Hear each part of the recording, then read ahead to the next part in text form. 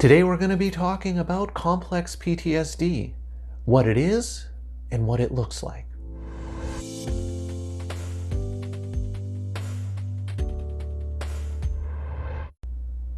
Hi everyone.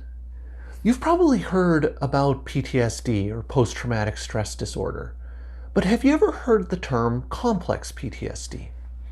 In today's video, we're going to be talking about some of the characteristics of complex PTSD and some of the ways in which complex PTSD develops. But before I get into that, just a couple of disclaimers to go over.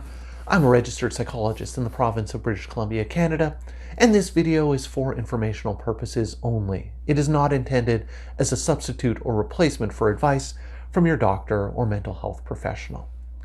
Now, with those things out of the way, let's start talking about complex PTSD. Now, complex PTSD is a condition that often develops after exposure to a series of events that are extremely threatening or horrifying in nature. Most often, the stressors in complex PTSD tend to involve prolonged or repeated events in which the person can't escape or can't get away from whatever the stressor or the assault is.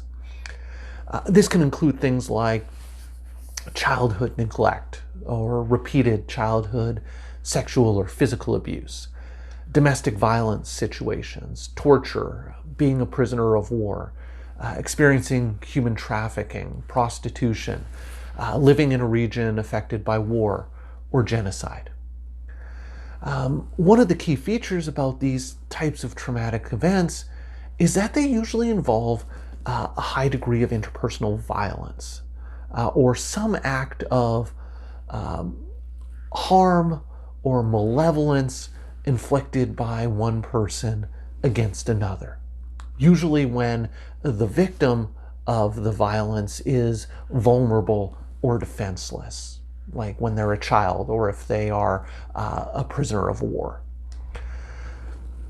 As a result, stemming from these experiences, a person can develop a variety of PTSD symptoms. And I've discussed some of the common symptoms of PTSD in a lot of detail in a previous video. And if you want to learn more about those symptoms of PTSD, I'd encourage you to take a look at that video because I talk about these symptoms in a lot of detail. But in brief, the symptoms of PTSD tend to fall into four main clusters of symptoms. The first is the re-experiencing symptoms, and these are the ones that people most commonly think of when they think about PTSD. So, intrusive, unwanted memories and thoughts about the traumatic events, nightmares, flashbacks, emotional distress or panic reactions when triggered by reminders of the traumatic events. The second cluster of symptoms are avoidance symptoms. So putting effort into trying not to think about or trying not to talk about the traumatic events. Avoiding situations, places, or activities that may bring up reminders of the traumatic events, those types of things. The third cluster of symptoms is negative changes in thoughts and mood symptoms. So changes in terms of feelings of self-blame, emotional numbing or emotional flatness, almost feeling dead or robotic inside, a sense of detachment and disconnection from other people, a loss of interest or pleasure in activities you used to enjoy doing, strong negative beliefs about yourself, other people, the world more generally. And finally, there are the hyperarousal symptoms, things like difficulty controlling or managing anger or irritability, hyper-awareness or hyper-vigilance to your environment, being easily startled, concentration problems, sleep difficulties, those types of symptoms.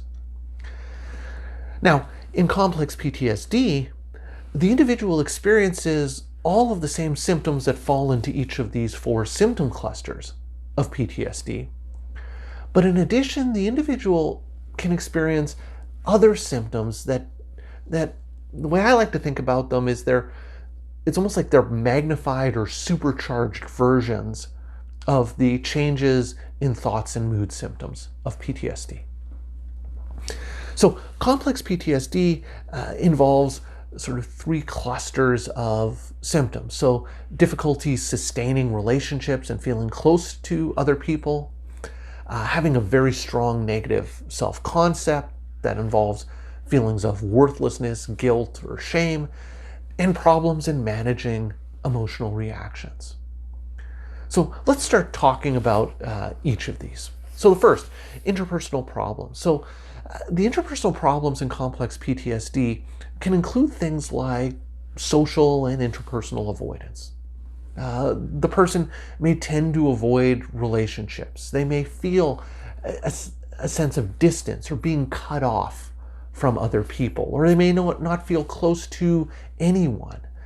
The individual may experience high levels of interpersonal sensitivity. And what I mean by this is that their feelings are easily hurt, leading to angry outbursts or difficulties in forming or maintaining interpersonal relationships.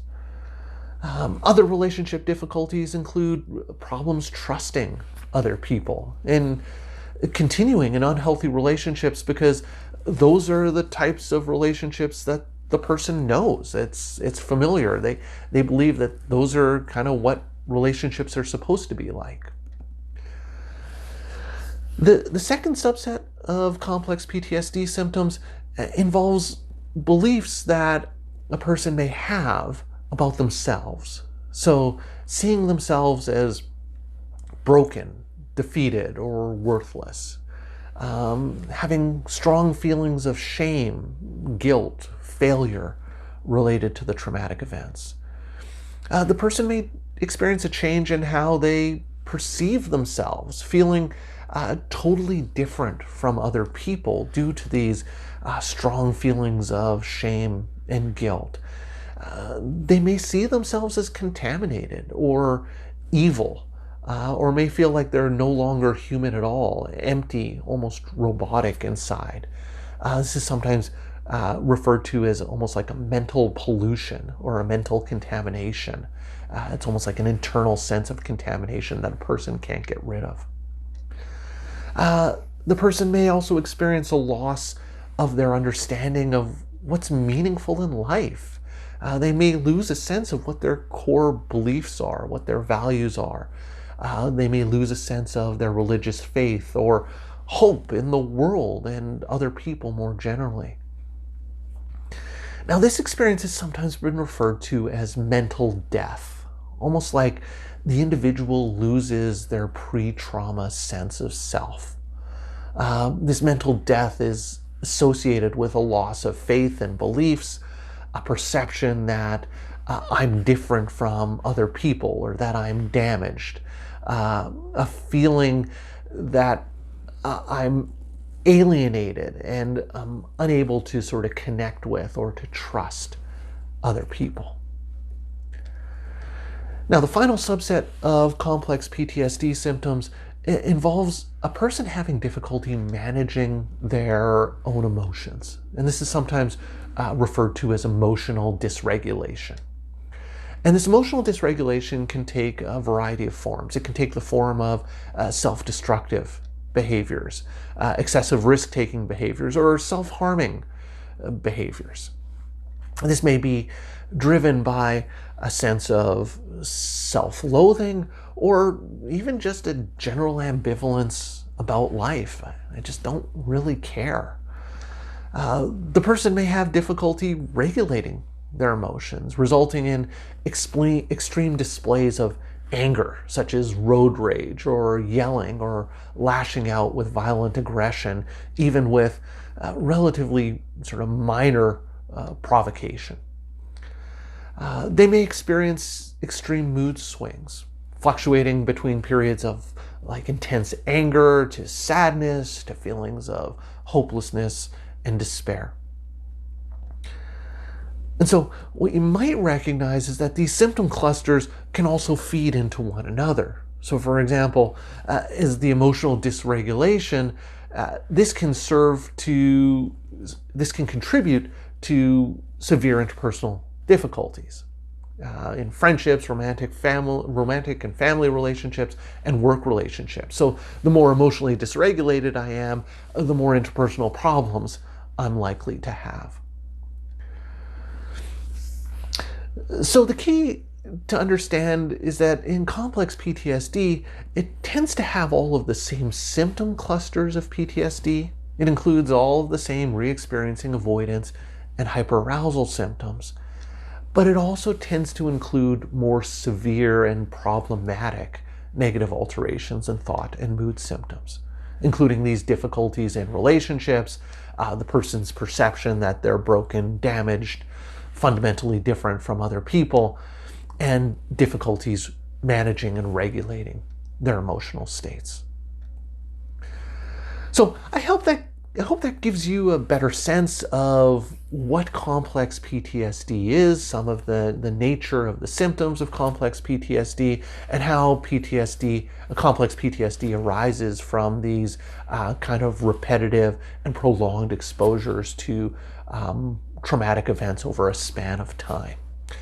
I'd love to hear your thoughts or ideas or questions about this, so please leave me some comments in the comments section down below. If you've been enjoying my videos and would like to see more, please hit that subscribe button and notification bell, and you'll be alerted every week when I post a new video.